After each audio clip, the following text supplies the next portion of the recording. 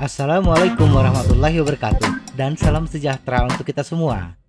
Bagi pesepeda jalan raya, kecepatan adalah tujuan utama dan menjadi dorongan alami. Setelah mulai mengayuh sepeda, kita bertanya-tanya, seberapa cepat sepeda dikayuh? Komputer sepeda sederhana akan menyajikan data yang ingin kita ketahui. Kecepatan maksimum, kecepatan saat ini, dan kecepatan rata-rata dalam setiap perjalanan.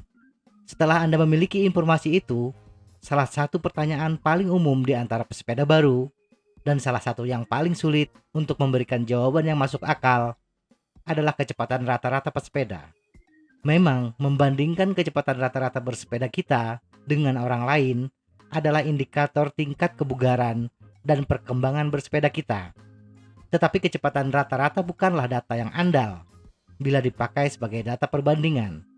Ada banyak alasan mengapa kecepatan rata-rata tidak dapat digunakan sebagai ukuran perbandingan yang andal, yang disebabkan oleh beberapa kondisi.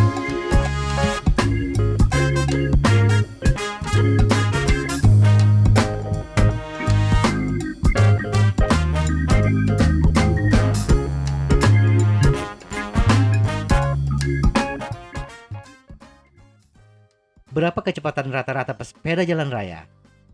Walaupun bukan data yang andal, tetapi mengetahui kecepatan rata-rata pesepeda secara umum bisa menjadi motivasi kita untuk meningkatkan kecepatan rata-rata kita. Dari data Strava, pesepeda pria Inggris memiliki kecepatan rata-rata 25,61 km per jam, sedangkan rata-rata wanitanya mencapai 19,84 km per jam. Pesepeda tercepat ada di Belanda dengan rata-rata pria 26,92 km per jam dan wanita 21,36 km per jam.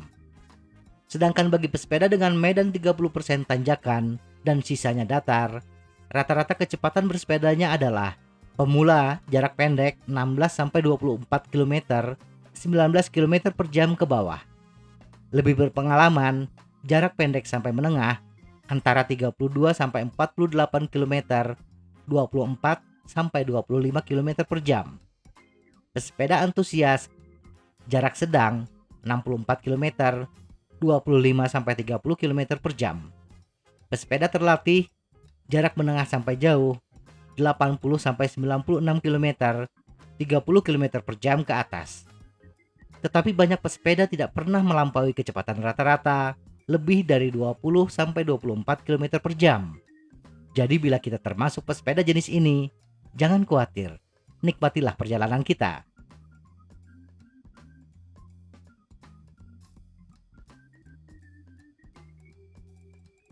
Pentingkah kecepatan rata-rata? Menaikkan kecepatan rata-rata bersepeda kita memang penting sebagai indikator kemajuan. Tetapi membandingkan dengan kecepatan pesepeda lainnya, bila tidak hati-hati, bisa membahayakan diri sendiri. Mengejar kecepatan rata-rata yang tinggi bisa membuat kita overtraining. Di samping itu, terlalu fokus kepada kecepatan membuat kita tidak bisa menikmati sebuah perjalanan. Selain sebagai cara memantau kemajuan Anda, kecepatan rata-rata tidak terlalu menjadi masalah. Banyak hal yang mempengaruhi kecepatan rata-rata: kondisi perjalanan, peralatan, jarak tempuh, usia pesepeda, kerja tim, dan lain-lain. Jika kita menjadi terlalu terobsesi dengan perubahan kecil, kita akan merasa kehilangan semangat pada hari-hari yang lambat.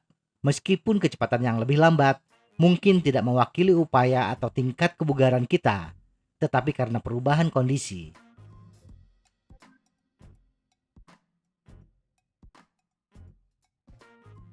Kondisi bersepeda. Kecepatan rata-rata pesepeda di dataran yang tinggi akan berbeda dengan pesepeda di dataran rendah.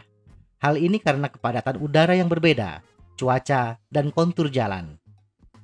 Pesepeda dengan kecepatan rata-rata yang rendah bukan berarti kekuatan fisiknya lebih jelek dibandingkan pesepeda yang memiliki kecepatan rata-rata yang lebih tinggi. Bisa jadi kecepatan rata-rata yang rendah tersebut karena kontur jalan yang berbukit. Sedangkan pesepeda dengan kecepatan rata-rata tinggi berada di wilayah yang relatif datar.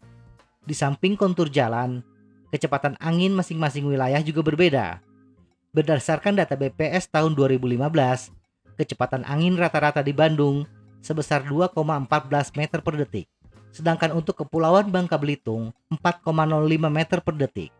Dan wilayah dengan angin sepoi-sepoi adalah Yogyakarta dengan kecepatan rata-rata 0,07 meter per detik. Kecepatan angin yang berbeda tersebut akan mempengaruhi kecepatan rata-rata pesepeda.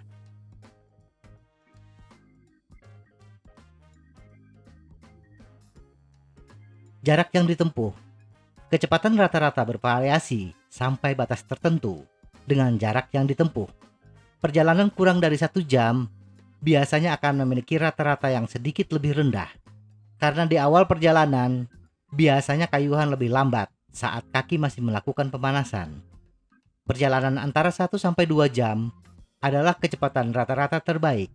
Perjalanan yang lebih lama, kecepatan rata-rata akan mulai sedikit menurun karena faktor kelelahan yang meningkat.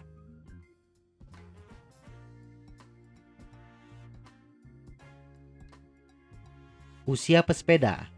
Bagaimanapun, faktor U tidak bisa berbohong. Walaupun kita menyaksikan ada pesepeda senior yang memiliki kecepatan rata-rata yang tinggi. Pesepeda senior biasanya kurang kuat ketika sprint atau menanjak di tanjakan pendek, tetapi sangat baik dalam mempertahankan kecepatan tetap pada jarak yang lebih jauh.